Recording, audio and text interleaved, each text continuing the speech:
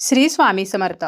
15 जूनला सोमवारी सोमवती अमावस्या आहे आणि याच दिवशी अधिक मास हा संपत आहे. अधिक महिना हा श्रीहरी विष्णूंना समर्पित असला तरी सुद्धा अधिक महिन्यामध्ये केलेले पूजापाठ, दानधर्म याचे आपल्याला अधिकाचे फळ प्राप्त होत असते. विष्णू आणि शिवशंकर यांचे सुद्धा एक अनोखे नाते आहे आणि उद्या 8 जूनला अधिक मासाचा शेवटचा सोमवार असणार आहे. अधिक महिना हा जरी सोमवारी 15 जूनला संपत असला तरी सुद्धा या दिवशी अमावस्या तिथी जी आहे तर ती सकाळी 8:24 असणार आहे आणि यानंतर मात्र नीज ज्येष्ठ जो आहे तर तो सुरू होणार आहे. त्यामुळे उद्या 8 जूनला अधिक मासाचा शेवटचा सोमवार असणार आहे आणि आपल्याला या दिवशी शिवमंदिरातून एक वस्तू गुपचूप उचलून घरी आणायची आहे, ज्यामुळे आपले दारिद्र्य नष्ट होईल आणि आपल्या घरातील आर्थिक समस्या, पैशासंबंधीच्या अडचणी आहेत तर त्या सुद्धा नष्ट होतील. शिवांच्या कृपेने आपली कितीही कठीण इच्छा असेल तर ती सुद्धा पूर्ण होईल. उद्या सकाळी लवकर उठायचं आहे, स्नान करायचं आहे. स्नान करताना आंघोळीच्या पाण्यामध्ये थोडेसे गंगाजल टाकायचे आहे. अधिक महिन्यामध्ये पवित्र नदीमध्ये स्नान करण्याला विशेष महत्त्व आहे, परंतु प्रत्येकाला पवित्र नदीमध्ये स्नान करणे शक्य होत नाही. मग आपण घरीच आंघोळीच्या पाण्यामध्ये 4 थेंब टाकून त्या पाण्याने जरी स्नान केले तरी सुद्धा पवित्र नदीमध्ये स्नान केल्याचे पुण्य आपल्याला प्राप्त होत असते. त्यानंतर आपल्याला स्वच्छ वस्त्र परिधान करायचं आहे. आपल्या देवघरातील देवांची आपल्याला विधिवत पूजा करायची आहे आणि सायंकाळी प्रदोषकाळी आपल्याला शिवमंदिरामध्ये जायचं आहे. प्रदोषकाळी आपण जेव्हा शिवांची पूजा करतो त्यावेळेला ही पूजा अत्यंत शुभ मानली जाते. त्यामुळे जेव्हा सूर्यास्त होतो तर त्या अगोदरची 45 मिनिटे किंवा सूर्यास्तानंतरची 45 मिनिटे तर हा प्रदोषकाळ मानला जातो आणि या वेळेमध्ये आपल्याला शिवमंदिरामध्ये जायचं आहे. त्या ठिकाणी गेल्यानंतर आपल्याला सर्वप्रथम शिवलिंगावरती जल अर्पण करायचं आहे. त्यानंतर बेलपत्र शिवपिंडीवरती आवर्जून अर्पण करायचं आहे. भस्म अर्पण करायचं आहे. आपल्याला शिवलिंगाची पूजा करायची आहे. तसेच या अधिक मासामध्ये 33 दिव्यांच्या दीपदानाला खूप महत्त्व आहे. त्यामुळे आपल्याला शिवमंदिरामध्ये 33 दिव्यांचं दान करायचं आहे.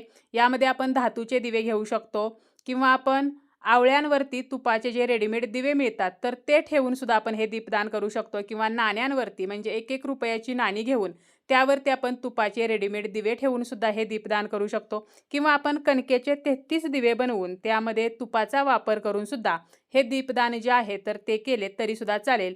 तर 33 दिव्यांचं दीपदान जर आपण अजूनही मंदिरामध्ये केलेलं नसेल तर उद्या अधिक मासातील शेवटच्या सोमवारी हे दीपदान आपल्याला अवश्य करायचं आहे. 33 दिव्यांचं दीपदान शिवमंदिरामध्ये केल्यामुळे आपल्याला शिवांचा आशीर्वाद प्राप्त होतो. दीपदानाचे आपल्याला पुण्य प्राप्त होत असते आणि दीपदानामुळे आपल्या जीवनामध्ये ज्या काही समस्या आहेत तर त्या नष्ट व्हायला सुद्धा मदत होत असते. प्रत्येकाच्या आयुष्यामध्ये काही ना काही समस्या असतात. आर्थिक समस्या असतात किंवा शारीरिक असतात, मानसिक असतात, पैशासंबंधीच्या अडचणी असतात. काही केल्या कर्ज फिटत नाही, कर्ज वाढतच आहे किंवा घरामध्ये पैसा येत नसेल आणि जरी आला तरी तो टिकत नसेल, तर अशी कोणतीही समस्या असेल तरी सुद्धा आपल्याला उद्या अधिक मासाच्या शेवटच्या सोमवारी शिवलिंगाची पूजा करून 33 दिव्यांचं दीपदान जे आहे तर ते करायचं आहे. अजूनही जर आपण मंदिरामध्ये देवांना वाण दिलेले नसेल तर आपण उद्या घरी धोंडे जे आहेत तर ते बनवायचे आहेत. धोंडे म्हणजे काय तर कणकेमध्ये पुरण भरून गोल बनवून ते उकडवले जातात किंवा तळून घेतले जातात.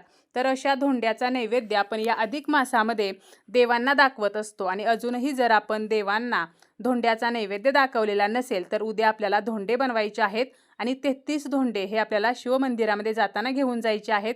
त्या ठिकाणी सुद्धा आपल्याला 33 धोंड्यांचा नैवेद्य जो आहे तर तो दाखवायचा आहे. 33 धोंड्यांचा आपल्याला वाण अर्पण करायचा आहे. एका ताटामध्ये किंवा केळीच्या पानावरती 33 धोंडे ठेवून त्यावरती आपल्याला एक तुपाचं निरंजन ठेवायचं आहे, ते प्रज्वलित करायचं आहे.